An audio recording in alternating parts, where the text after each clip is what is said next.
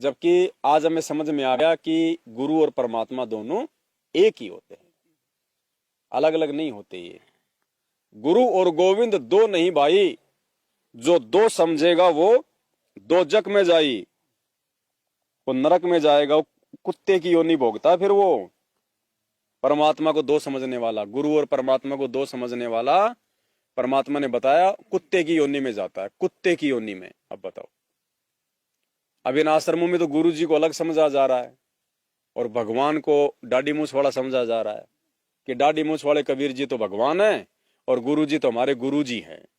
तो बताओ वो कहां जाने की तैयारी कर रहे हैं? वो कुत्ते की योनि में।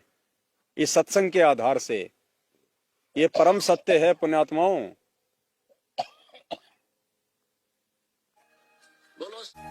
बोलो सतगुरुदेव की जय हो। वह बोल नहीं सकी, इतना कह के बहुत बुरी तरह फूट कर रोई। तो सिपाहियों ने बताया कि महाराज वहां ऐसे ऐसे बनी। वीर सिंह भी कान खड़े हो गए को तेरे की, क्यों जब तक वीर सिंह भी ने सोचा था ये साधारण व्यक्ति होगा, गुरु है तो से। अब हम गुरु को जब तक यही समझते हैं कि गुरु है तो से, तो कोई लाभ नहीं है।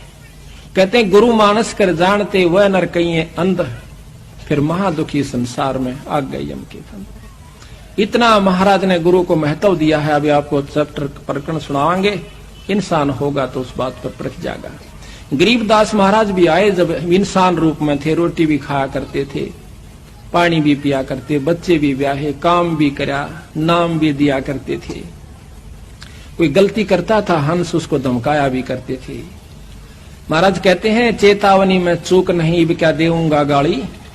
इतना बड़ा ग्रंथ लिखकर गरीबदास आखिर में कहते हैं बंदी छोड़ के चेतावनी में तो कसर ना छोड़ियो, गाड़ दूं तेरे को जब तेरे इतनी समझ में नहीं आली। तो इन बातों को सुनकर जो विमुख हो जाते हैं, गुरु की फटकार को सहन सम्मुख सहन करना चाहिए। जैसे हीरा घण पर धर कर हीरे की पिछाण है कि घण के ऊपर रख कर, एरण पर रख कर ऊपर से घण मारा जाता है। जो फूट जाता है, करच भी हो जाती है, वो कच्चा हीरा होता है। और जो सम्मुख चोट सह कन्यों का न्यू रह से, तो वो जो वो पक्का हुआ पूर्ण कीमत का हीरा हो जाता है। शब्द गुरु की शब्द को, गुरु की चोट को, शब्द की चोट गुरु मारा करे, चाहे वो किसी प्रकार से, चाहे आपने गुस्से में भी कहता नजर आवे, पर उसकी जो निशाना होगा आपका आत्म कल्याण उद्धार ही होगा। उसमें खरा उतर गया वो पार से, और जो उसमें विमुख होकर के चला गया वो कुत्ते की जुनी में जागा, चाहे वो कितना शाना बना रहे। मैं भी आ लिया और आप भी आ लिए इसमें। तो इस प्रकार उस वीर सिंह भी चरणों में पड़ गया, बंदी छोड़, मैं पापी जीव था, अभी तक मैं आपको केवल गुरु मान्या मालिक। कहने लगे बंदी छोड़, तने गुरु भी ना मान्या था भी गुरु मान ले तो ये आपके मन में बात भी नहीं आ सके थी। गुरु और परमात्मा में कोई अंतर नहीं होता जब तक दो समझ कर चाला है। कबीर साहब कहते हैं वो कुत्ते की जुनी में जागा।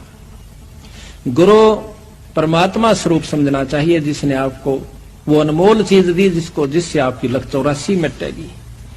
तो कहते हैं हरि के रूठे कबीर गुरु जय रूस जा, हरि जय रूस जा तो गुरु की शरण में जा, और कबीर गुरु जय रूस गया फिर हर नहीं करे सहार। तो इस पर कबीर वो नर अंध है जो गुरु को समझे, और हर के रूठे ठोड़ है पर गुरु रूठे नहीं ठोड़। ये है बिल्कुल यथार्थ बातें हैं, पर आपकी मर्जी अगर किसी के समझ में नहीं आती है तो वो कमजोरी में घड़ी में चला जाएगा, फिर कुछ नहीं से, फिर तो फिर ही होगी।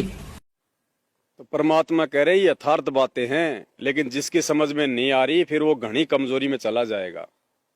तो कहते हैं गुरु और परमात्मा में कोई अंतर नहीं है, और जो गुरु परमात्मा को अलग अलग मानता कहते हैं कुत्ते की योनि में। तो ये सतलोक आश्रम मैनेजमेंट हरियाणा के इन फर्जी आश्रमों में गुरु और भगवान को अलग अलग माना जाता है, क्योंकि ये गुरु मानते हैं डाडी मूछ वाले काल्पनिक कबीर जी की फोटो को, जिसको भगवान मान के उसका तो ये प्रगट दिवस मनाते हैं जून के महीने में, और 8 सितंबर को संत रामपाल जी का जन्मदिन मनाते अवतरण दिवस के नाम पे। अगर दोनों एक ही हैं तो दोनों के अलग अलग दिन मनाने की क्या आवश्यकता पड़ गई? तो पुण्यात्माओं, वो 12वें पंथ की भक्ति कर रहे हैं ये लोग, और ये कुत्ते की योनि में जाने वाली भक्ति कर रहे हैं। वो ये दया करी परमात्मा ने हमें 13वें पंथ में लाके पटक दिया, साथ संगति से जोड़ दिया। यहाँ पे केवल गुरु को ही सब कुछ माना जाता है। गुरु के अलावा यहाँ पे किसी की ना पूजा होती है ना किसी की महिमा होती है। तो असली जो मोक्ष प्राप्ति की भक्ति है वो केवल साथ संगति में है। अगर अंतिम श्वास तक हम जुड़े रहेंगे, परमात्मा के चरणों में पड़े रहेंगे, तो पुण्यात्माओं सहज में परमात्मा हमारा यहाँ से आत्म कल्याण कर देगा अब की बार, वरना वो एक कष्ट, वो ही झंझट सारे हमारे जीवन में फिर रहेंगे।